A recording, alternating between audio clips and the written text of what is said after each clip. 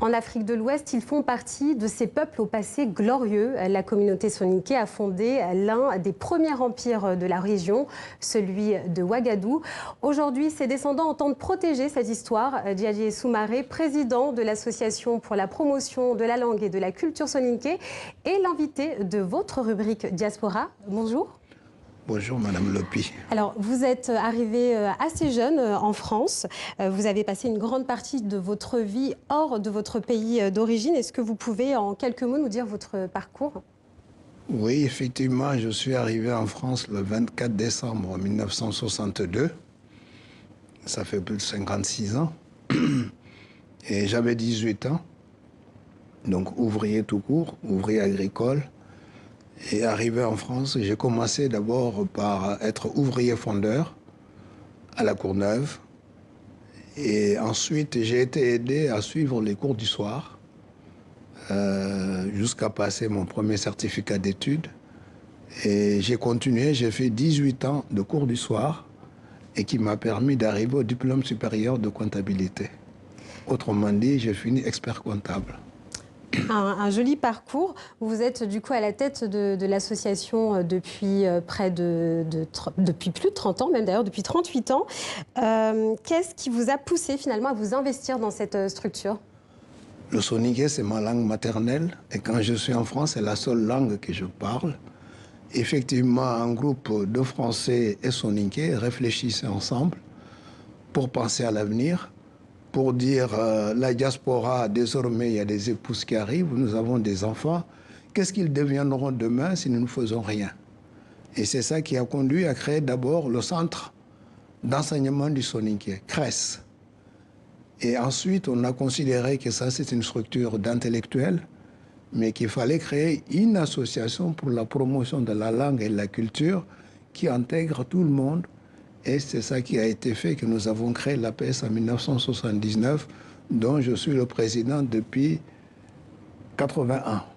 Alors justement, là, vous avez parlé des enfants.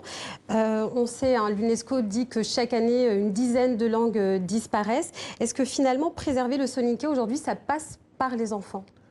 Absolument, absolument. Je crois que le travail de l'APS aujourd'hui, c'est de préparer la relève et surtout travailler sur les dispositifs qui permettent aux soninké, les jeunes, de s'intéresser à leur langue maternelle.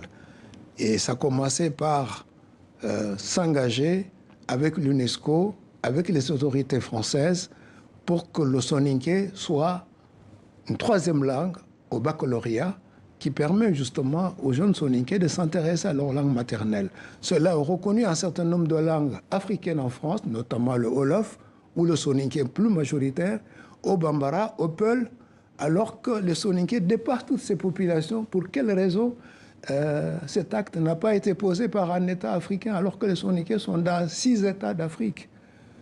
Donc la possibilité finalement pour les petits Maliens de aussi apprendre leur langue maternelle. Aujourd'hui, cette langue dans est l'école française. À INALCO, mais ce n'est qu'en cours, il n'y a que des étudiants qui peuvent y aller. Mais la masse des soninké qui sont à Paris, dans les banlieues et en province, ne peuvent accéder que ce dispositif soit accepté pour les soninké. Et ça, c'est du ressort des autorités éducatives françaises et de l'UNESCO qui protègent les langues. J'espère que le message sera entendu. Alors, faire rayonner la culture soninké, ça passe aussi par sa diaspora, notamment en France, qui est très importante. Quel attachement ont les Maliens de France à cette culture? Très attachés à cette culture. Vous pouvez voir rien que par leur vestimentaire et également l'alimentation. Donc, beaucoup de choses sont gardées et tout en considérant que nous vivons dans un autre pays, qu'il faut respecter ce pays-là et accepter les traditions et respecter les lois de la République. Mais en même temps, notre langue, notre culture, c'est notre priorité. Alors, ça n'empêche pas d'apprendre le français à fond et ça n'empêche pas non plus de connaître d'autres langues. Alors, d'un point de vue culturel, il y a aussi, on peut parler aussi de littérature. Est-ce qu'il y a comment se porte finalement la littérature soninké aujourd'hui?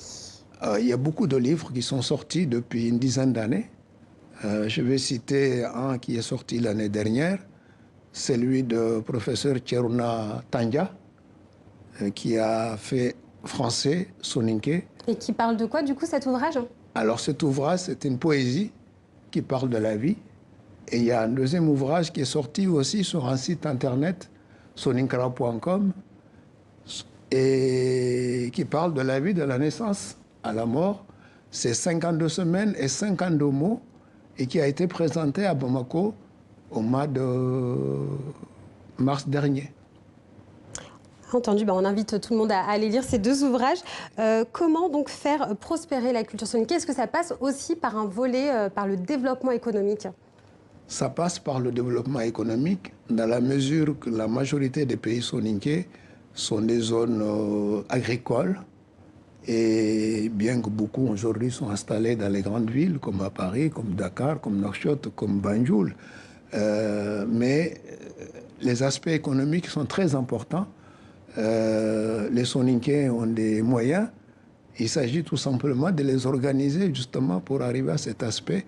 Et je sais que le prochain festival, il y aura un forum économique et qui va justement mobiliser l'ensemble de l'intelligentsia soninké autour de cette question de l'économie.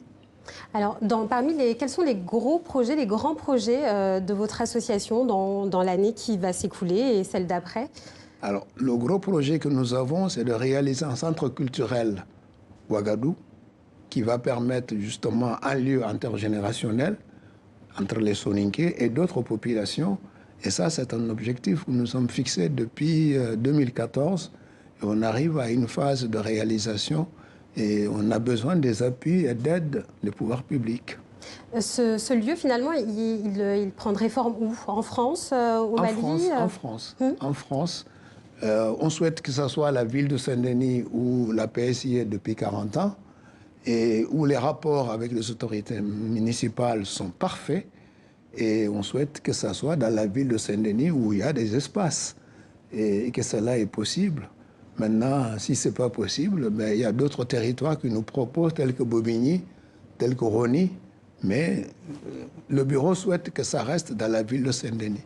Alors, toute autre question, quel regard portez-vous sur la situation sécuritaire dans votre pays, le Mali? Au Mali, c'est triste. Effectivement, on a pensé que depuis l'intervention Serval, les choses allaient s'arrêter là. Malheureusement, depuis 2012, on est en 2019, ça dure et ça se détériore encore. Une grande partie qui est encore occupée où l'État n'est pas présent, ça nous inquiète tous. Quand je suis allé à Bamako le 2 mars, mon discours a été justement, il faut l'union sacrée, il faut l'unité, qu'on arrête de se taper dessus, il faut tous ensemble pour que le Mali, on sauve le Mali, qu'on sauve la nation. C'est important pour le Mali, mais c'est surtout important pour l'Afrique. Merci beaucoup. Merci beaucoup, Monsieur Soumaré. Vous êtes le président de l'association pour la promotion de la langue et de la culture soninké.